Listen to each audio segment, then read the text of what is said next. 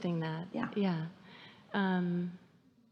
It's really fun when you know it even before you manifest it. That's when this really starts going and blowing for you. When you know you're hooked in, and even though there's not a manifestation that's happening right now, this red hot minute, you still know. Esther loves manifestations. You all do. But you got to love what it feels like on your way to one too. That feeling of anticipation, that feeling of absolute knowing with no evidence. Oh, that's the best there is. That feeling of absolute knowing and no evidence. And people say, why are you so happy? And you say, I can't explain it to you. Good things are coming to me. How do you know? I just know. Well, you're dumb. I know. And I don't care.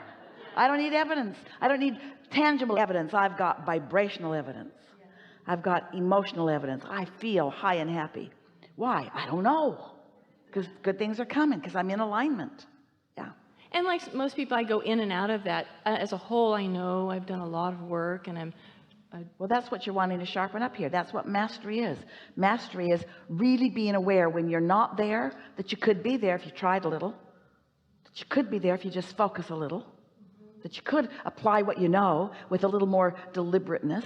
And the more you do it, the better it gets, and the better it gets. The more you know it, the more you know it, the more you do it, and the more you do it, the better it gets, until people look at you and they just hate you because your life is so easy and you're so happy.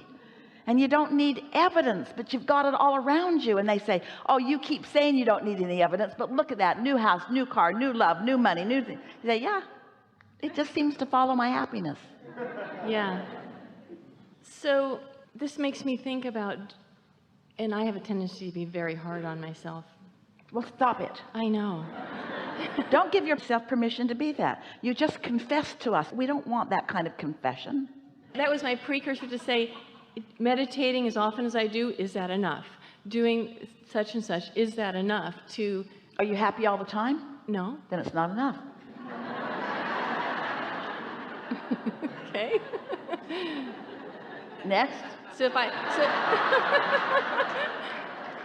sit a little longer, there'll be a day when I'm happy not all longer, the time. but more consistent, and more consistent understanding what you're doing. Don't sit like our friend was sort of describing, trying to receive a message before you're ready.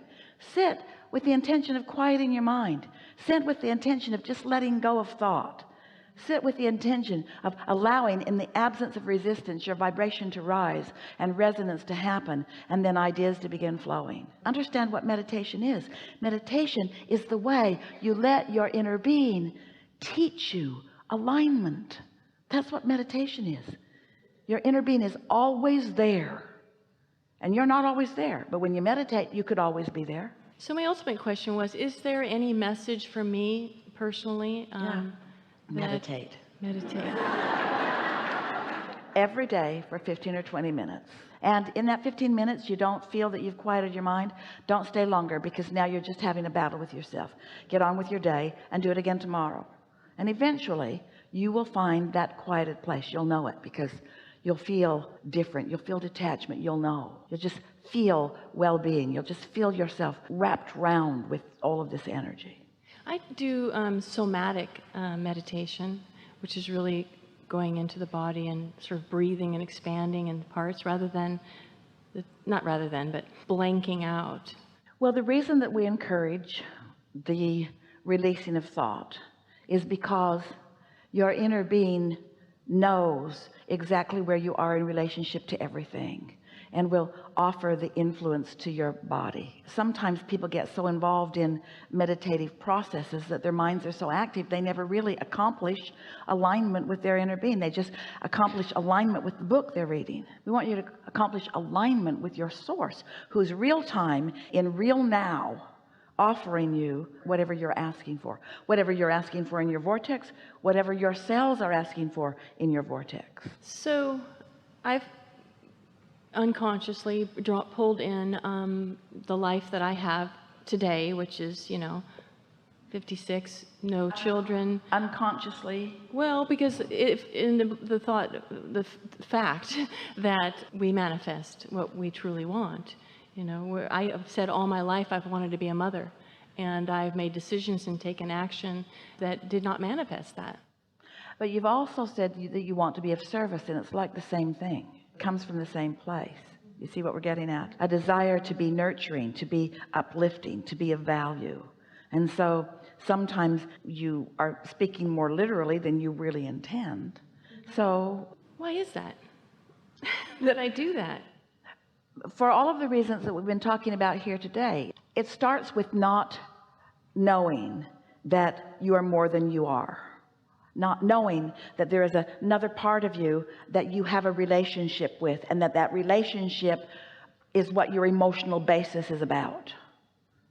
And so a lot of people are there. Most people, in fact, are trying to guide themselves based upon what others think or what others have decided for them.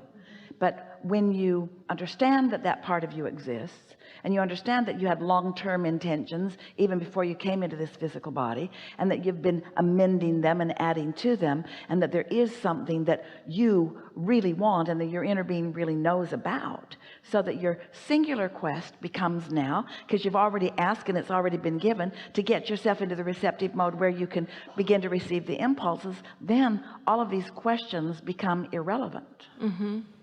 Why is it that we are afraid of becoming a very powerful self? I can personally attest to that. I have a fear about being a very powerful woman. Well, we don't believe you. We think that's just things you're making up because you don't think you are. And so you're just explaining why you're not what you really want to be by saying, I guess I don't think I really wanted to be it. There's a part of me that believes I am. Yeah. We want to ask you some questions. Okay. Because to be a really powerful woman, which is a woman who is of service, which means a woman who is under the influence of source, which means a woman who is influencing in connection with source. In order to be that powerful woman, these are the things that you find along the way in that. You feel joy. Do you want joy? Yes. Then you want to be a powerful woman. Do you like clarity? Yes. Then you want to be a powerful woman. Do you like insight into things? Then you want to be a powerful woman. So can you see how that's just stuff you've been making up? Maybe you heard it somewhere, but none of it rings true, does it? I don't know, I followed you. You mean all that you just said? Yes, it rings true. None of that not being a powerful woman because I don't want to be. No, it's almost like bird. I just get distracted from my mission, my this other voice and all the physical actions and things I've done to produce who I am today. Here's the thing that we want you to hear. You heard a whole lot here today, and we acknowledge that you heard it, so that all of these things that you are saying are irrelevant given what you now know. But you're still saying them because you've got the habit of saying them. You've decided that that's who you are, but that's not who your inner being knows that you are. And right now, that's not who you know that you are. So our encouragement is to no longer practice that old defeating, powerless conversation. Think how powerless the words are that I'm afraid of my own power. Have you ever heard any more powerless words than I'm afraid to be powerful? It is completely illogical. And you want to know why you do it? Because you have decided that others don't like powerful women, and you don't want to upset them.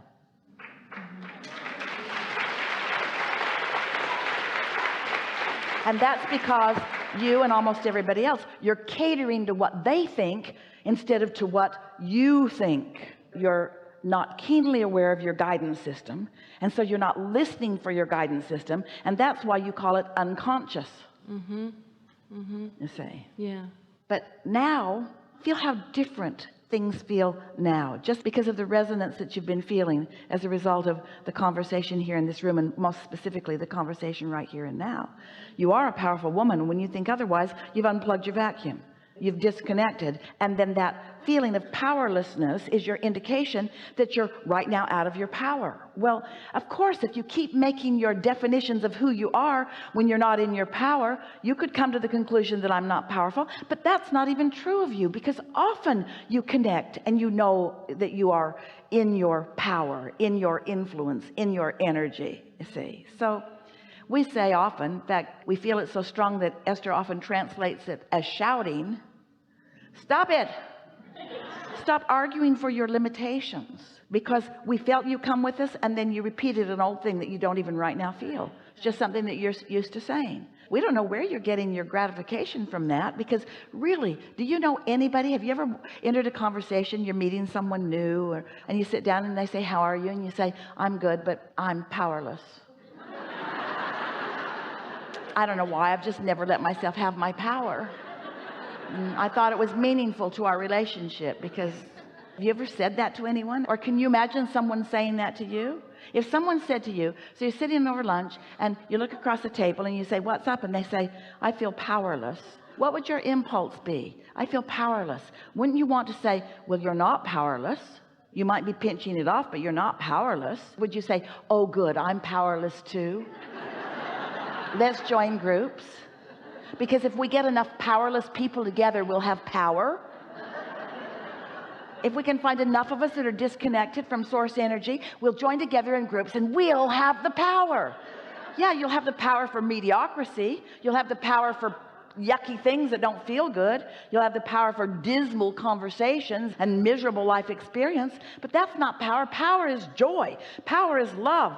Power is appreciation. Power is knowing. Power is clarity. Power is the universal energy that creates worlds flowing through your fingertips. So you say, I'd like some of that. And the universe says, there you go. And you say, I did that because I have power. Yeah. Anything you want. And so what you're getting on a daily basis is just how much power you think you have. How much that you're allowing yourself to have. Sometimes you don't allow it because other people have told you you're not worthy. Sometimes you don't allow it because you yourself don't, or you feel like you're not prepared. You make up all kinds of reasons for not knowing that you can have it if you want. But if you could just catch the spirit of being ready to be ready to be ready, and that it will just continue to unfold in pleasing ways for you, and that no one is keeping score except you, and your scorekeeping is not good for you. Just keep score of how happy you are and watch what happens. I was way happier today than I was yesterday. Ooh, I had so many happy moments today. Start keeping track of things that really feel happy, the moments of true happiness, and then watch how things just start shaping up for you. So it's about just getting in that resonance and just making it up moment, just making it up, like you're saying, follow impulses, just be in the resonance and make it up moment to moment. It's just be in that Well, here's the thing. You already made it up because life caused you to know what it was, and you put it in the vortex and it's made up. And source says, yep, we're with you. We got you. We're flowing everything that we are to that. And you said, all right, I'll line up with that. I can tell how close I am to it by how passionate I feel, or how enthusiastic I feel, or how eager I feel. Follow your bliss, follow your guidance, follow the feeling that your inner being has going. And if you're far from it, don't try to do it. You'll just fail, and then you'll tell stories about yourself. Do it when it's easy. Do it first thing in the morning. Do as much as you can to keep yourself feeling good. Be as nice to yourself as you can. If people aren't nice to you, avoid them. Don't bump up against things that don't feel good. Don't try to explain anything to anybody. They're not going to get it anyway. You just develop a relationship that you understand with your inner being, and then live what you came to live. And others will catch on or they won't. But when you catch on, when you've got that pouring through you, others will gravitate to you. They'll be all over it. They'll want to play with you. They'll want to know what you know. And you can demonstrate through the power of your example what you know. You don't vacillate on what you know. I know this. How do you know that? Never mind. I just know. Well, explain to me how you know it. If I explain it to you, I might not know it as well, so leave me alone. I know it, all right? I know it. I'm not going to explain it to you. You're not going to talk me out of what I know. Oh, damn, it's gone. Tomorrow, I'm not talking to you. Good enough? That's very good. Thank you so much. It's really good. Really good.